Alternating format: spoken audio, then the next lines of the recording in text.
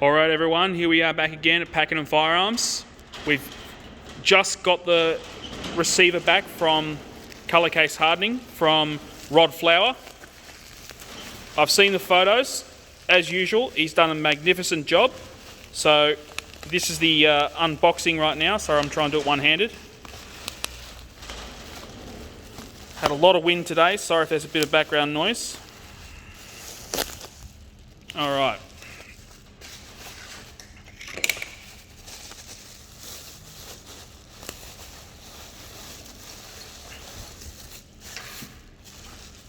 That's the first part.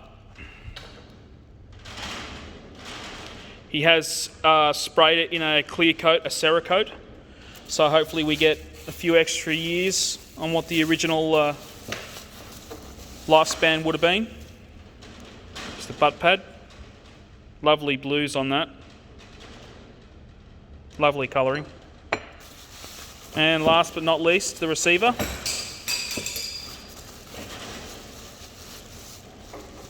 It's got a little bit of oil on it from just his preparation for sending, but it's got lovely colours to it.